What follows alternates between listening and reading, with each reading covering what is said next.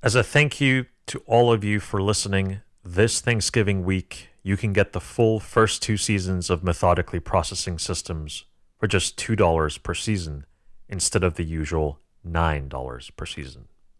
The lower price is good just this week, so follow the link in the episode description and enjoy all our previous episodes over your holidays. Thanks for listening. Here's the next episode.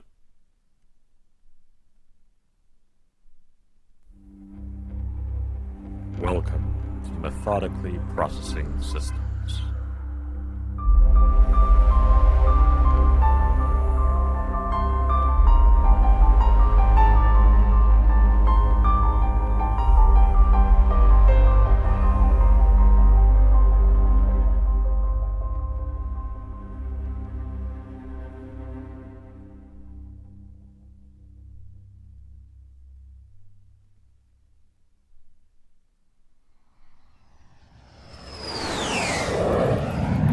You're in a fighter plane at 50,000 feet in the sky.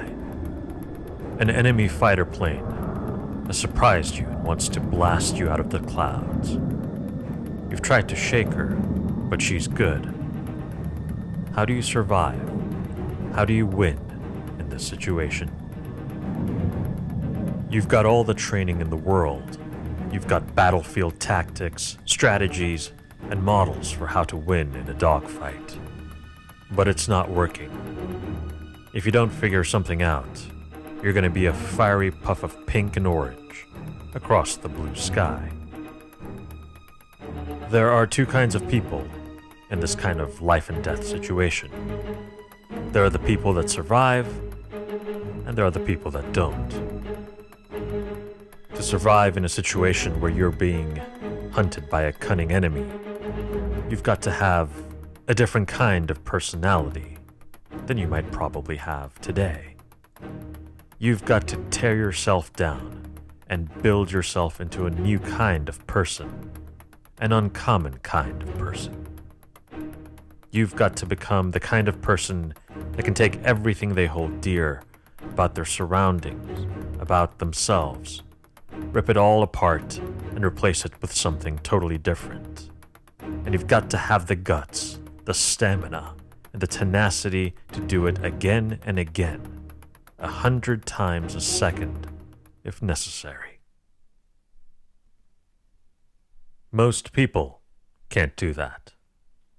But then, if you've ever watched someone mindlessly run a stoplight, or walk into oncoming traffic while texting, you realize that most people are barely holding on to survival even when nothing is out to hunt them. So you can imagine the kind of hope they would have if something was actually out to get them. If you consider that text that you're sending as such a essential part of your personality that you can't put the phone away while crossing the street, what hope do you have against a deadly pilot with her sights set on ending your life? We're the kind of creature that has taught itself to like stability. We like the definitions we have of ourselves. We like the pictures in our head. We like the models that we have in our head about the way the world is. Or maybe rather, the way we think the world should be. Most of us aren't good at letting go of these things, even if it could benefit our survival. In our last episode, we talked about how an uncertain future makes it dangerous to make inflexible and rigid plans. That's because plans must be made against a model of the future, and models are imperfect and often wrong. The unpredictable future is like the deadly fighter pilot. At any moment, she could have her sights set on you, and she eats people with rigid plans for breakfast. So how do you make a flexible plan against an unpredictable future? In the 1960s, an American fighter pilot considered that same question in the context of the deadly dogfight, and he came up with a clever model to solve the problem of inaccurate models, the OODA loop. OODA stands for Observe, Orient, Decide, and Act. And it's called a loop because you've got to go through it over and over again. The OODA loop is a model built around rapidly testing and tearing down your mental models. Instead of static, rigid, long-term plans, John Boyd's OODA loop model breaks your planning down into a series of smaller plans that can be constantly adapted to ever-changing situations. First, you observe your environment and the unfolding situation, take in all the information that you can, knowing that it is incomplete. Then, orient. Use what you know, your instincts, your experiences, your thinking, your beliefs. Break them apart and then recombine them with the new information you've gathered while observing. When you orient, you are building a new model of reality using the pieces you have available. For example, in the dogfight against your nemesis, you know you're being chased. You don't know by who, so you check your location. And based on where you are on the map, you can guess who's chasing you. You know the country that the enemy plane is from. You take that new observation and you recombine it with your knowledge that your plane can go higher than any plane from your opponent's country. You've suddenly got a new model of reality. Yes, you're being chased and are about to be killed, but your pursuer can only chase you at this lower altitude. So you move to the next step. Decide. You decide what to do. If your model is right, you should pull up on your stick and climb as high as you can, as fast as you can. That should lose your pursuer. But don't dawdle too long. There isn't that much time to think. After all, you're being chased and hunted. The next part of the loop is to close the loop and act. If you're in the plane, you pull on the stick and climb as high as you can, as fast as you can. And then immediately, you start a new loop. Every time you close a loop, you start a new loop. So you observe. You're way past the altitude your opponent should be able to keep up with you. And yet, your opponent is still keeping up with you. So now you've got to orient again. Your previous model was wrong. This isn't the enemy plane you were expecting. It's still keeping up with you at a much higher altitude. Based on everything you know, something here doesn't add up. So you decide again. You need to figure out who the hell you're facing. You've got to flip around and make clear visual contact. It's time to act. You make a dangerous turn and face your pursuer, dropping back down. Loop closed. Start the next loop.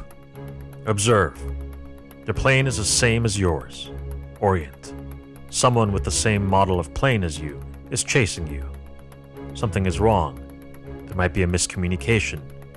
What if it's a friendly plane? Decide. Raise them over the radio. Identify yourself. Ask them to identify. Act. Raise them. Identify yourself. Ask them to identify.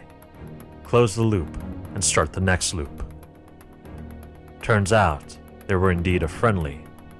There was a miscommunication, a mistake. But now you know, and you both will survive.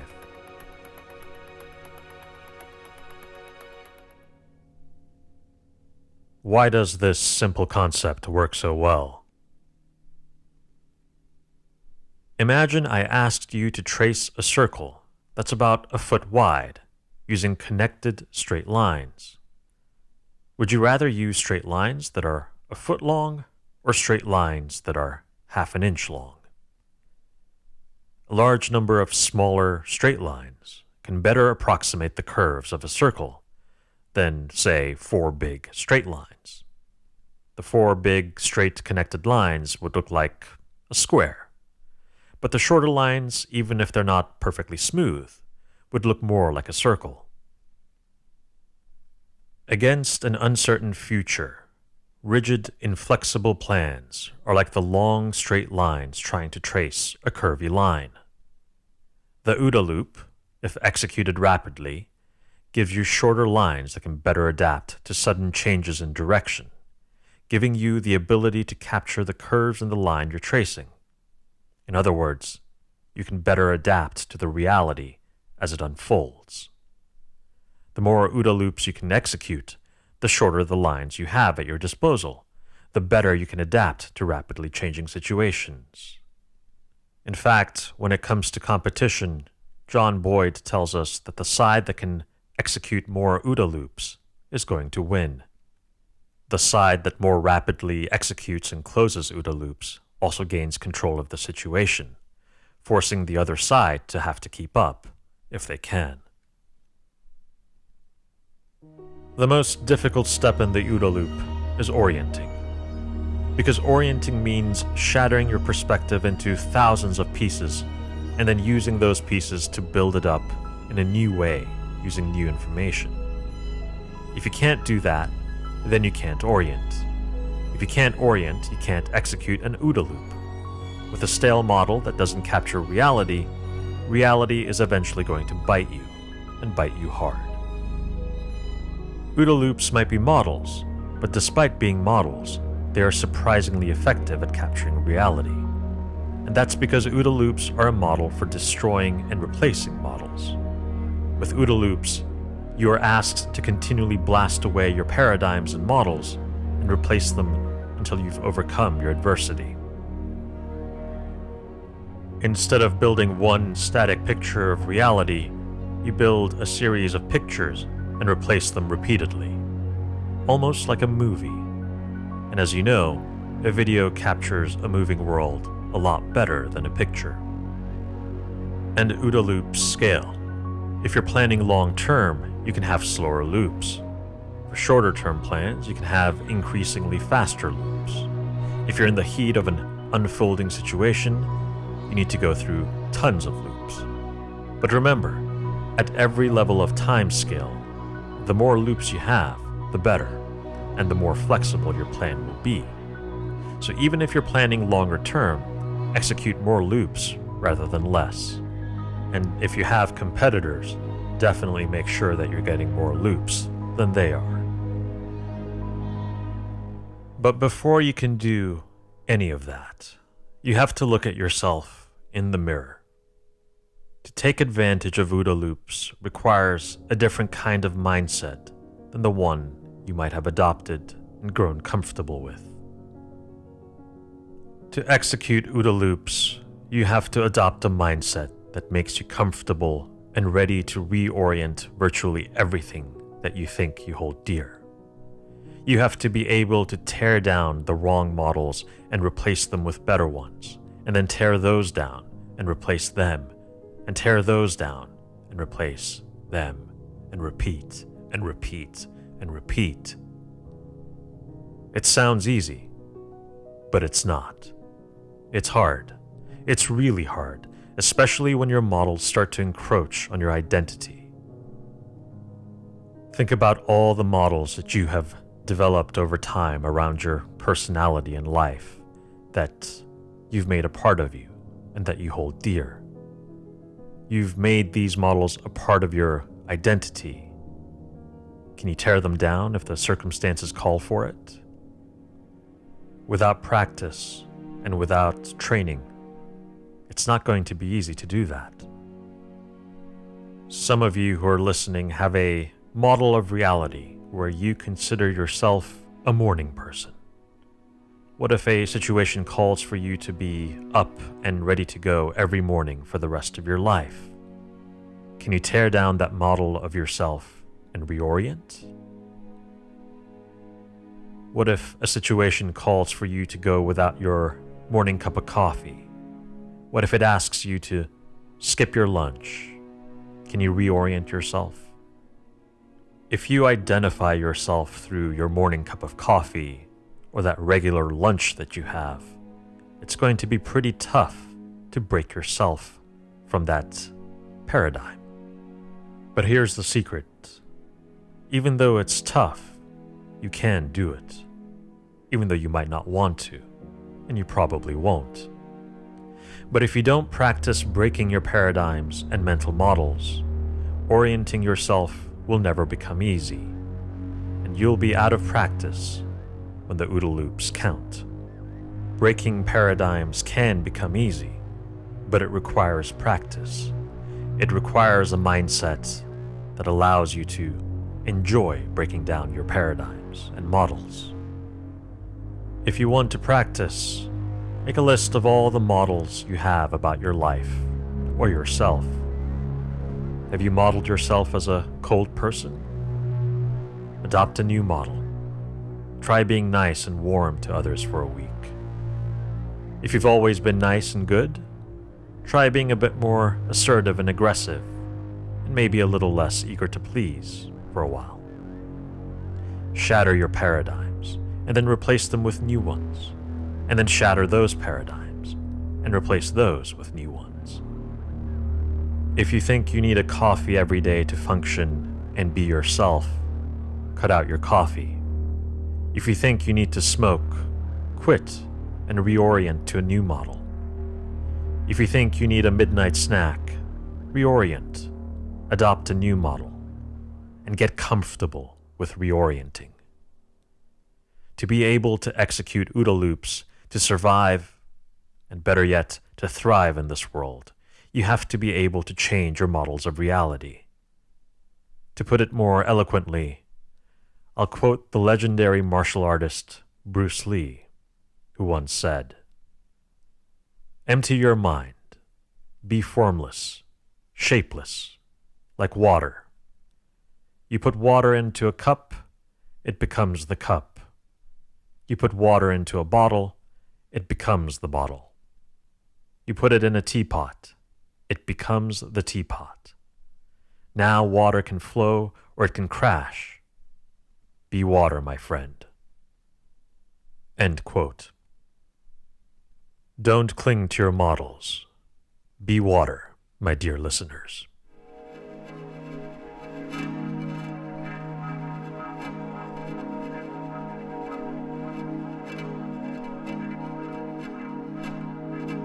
Thank you so much for listening. If you enjoyed this episode, please go on iTunes and leave us a good review. It helps support this show. And if you want to get the complete first 2 seasons of this show for just $2 per season, remember to follow the links in the episode description. Thank you so much.